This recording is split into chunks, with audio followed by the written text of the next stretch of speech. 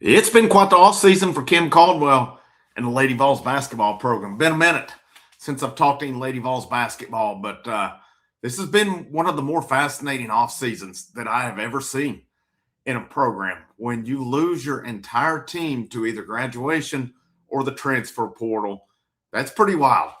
That is pretty wild, but I think there's starting to be a little bit of light shine through.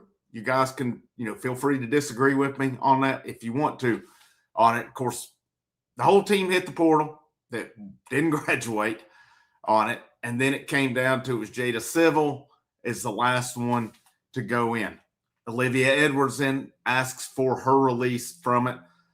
Gabe Lazo resigns. I think that was probably a mutual parting of the ways. Roman Tubner out as well. They add Ferrara from Florida State on it. But then you get the news Gabby Minus, 4-star recruit, reaffirms she's in. And then things were getting going a little bit on it. Avery Mills from Liberty gets in the fold. And then today, the Lady Vols add, a high-volume scorer, Naomi White, redshirt freshman, Northern Arizona. And it's pretty obvious. And I think this is going to be, something you put together with the men's and women's teams here is they're going for shooting. I don't think there's much doubt about that. We're past that point in time to where defense wins you change. You got to play defense. Don't get me wrong on that. I'm not just saying that you have just some bum defense out here that you're giving up 100 points a game or something like that. That's not what I'm saying on that. You've got to be able to play defense. But let's face it, if you can't put the ball in the basket, you're not going to win basketball games on it. We can sit and debate a lot this offseason. There's a lot of talk, and of course, where I didn't do as much Lady Vols this year, I kind of had to pick and choose. I've not done a lot of content the entire year period on it. It just hasn't happened. But looking at what Kim Caldwell is doing on it, a lot of people saying she should be gone on it. Former players complaining, fans complaining.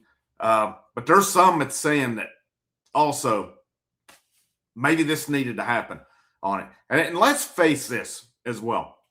Let's face it. It's not like Kim Caldwell took over directly from Pat Summitt when this program was just roaring through things. Now, I will admit, I did not foresee the train wreck coming this year that it was because, I think a lot of us agreed Kim Caldwell did good her first year. I even felt like to an extent they overachieved. Some of you guys can disagree with me on that. Maybe they were about where we thought they would be that year. But coming into this season, preseason top 10, I think the Ruby Whitehorn thing messed with them more than people want to indicate. That was one of your top 2 returning players coming back. Let's face it, with her and Cooper, that was a loss. Ruby Whitehorn was a big loss to that team. And it seemed like that, and I'm not blaming it on Ruby Whitehorn, don't get me wrong here on it. That just seems like that just set the train off on a path that it didn't want to go on. And the fact that the whole team hits the portal that was returning, how much of it was encouraged or not. You already got Cooper committed to Ole Miss. She entered with the do not contact. It just didn't jive. It just did not jive. And, it's one thing like Kim Caldwell's first year when the losses for the most part were close. We're getting the crap beat out of them this year. On a consistent basis, setting program records on it. And, she said it. This is a team that won't play hard for. It's pretty obvious that they wouldn't either. Ever what happened, ever what issues went. Some of you may know that. I still have not really gotten a good read one way or another on what happened. We know Kim Caldwell run it. We know at the end of the year she said she didn't do her job on it. Now, was some of the coaches undermining her? Lazo kind of gives me weird vibes about it. I don't know. He just a heck of a recruiter. But, is he more of a coach or a buddy is what I wonder on him. Now, he's gone on. He was going to LSU, ended up going to Central Florida on it. I don't know. I've read different things. unless you're actually there, or if you got an inside source, you can kind of tell it. But I don't on that front. I would be really interested to hear. But, maybe with this, because this program's been stuck for a pretty good while spinning its tires. Kelly Harper spun the tires. We know Holly spun the tires. And, it's been going for a bit with it. I don't know. It's pretty risky what's going on this offseason. Let's face it, when you're replacing your whole team. But I think once we just sat and watched it happen to Rick Barnes, maybe it puts it in a little more perspective here as well. Now, Barnes, it is an apples to oranges comparison. Now, Barnes, his wasn't because of culture. Most of those are because of money. Let's face it. Culture was the deal on the Lady Vols side of things. So let's get to this as well, though. Lady Vols, again, Gabby Minus in the fold. Avery Mills, first visitor, come in April 6th, 7th, out of Liberty.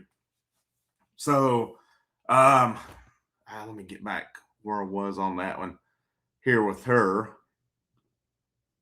Anyhow, it's pretty obvious, though, that they're adding shooting. But, you got to add a whole team, though.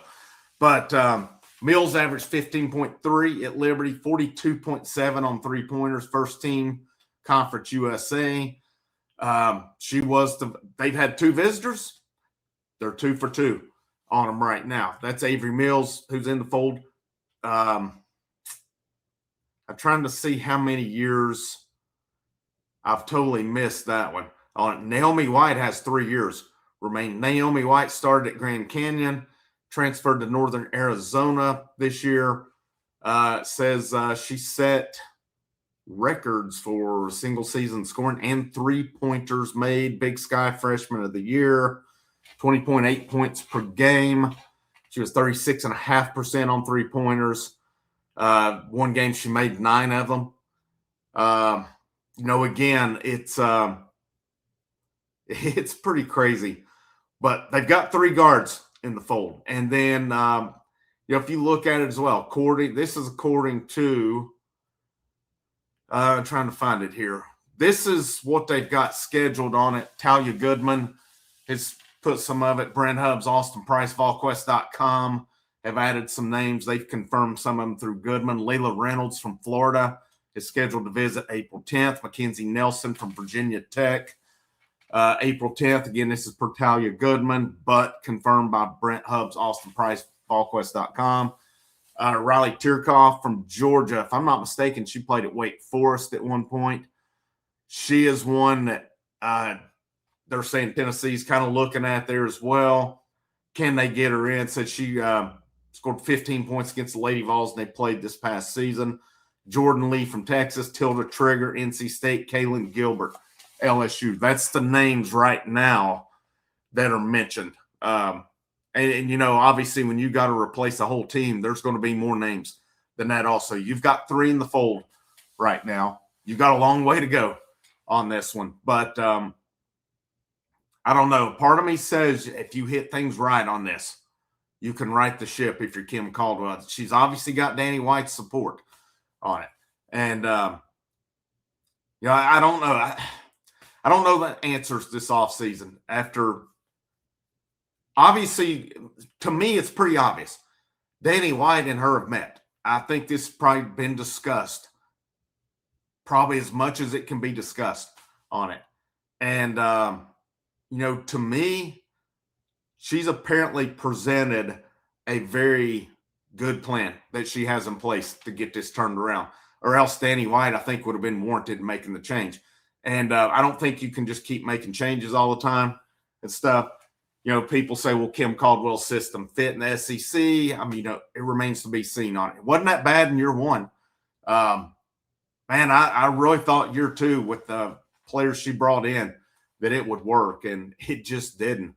Obvious by the whole team hit the portal who was coming back. But,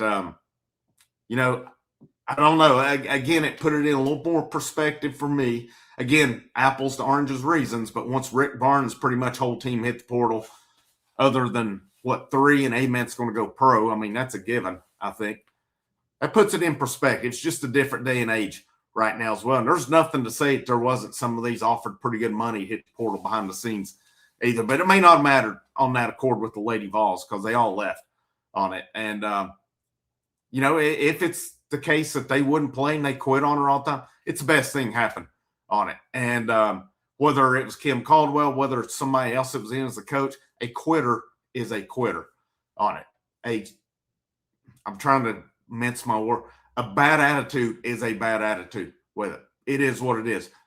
Looks like she's off to a good start, getting in the right attitudes, getting in the right players to try to get this thing going back in the right direction again. Keep you updated on any Lady Vols stuff along the way. Again, feel free to leave me your comments, leave me your opinions, leave me what you know about this whole situation on it. Because, again, I'm still trying to make a lot of sense of it. I think I've put a little bit of the puzzle pieces together, but there's some that haven't fit yet also. So this is Frank, House of Orange. I'll see you when I see you.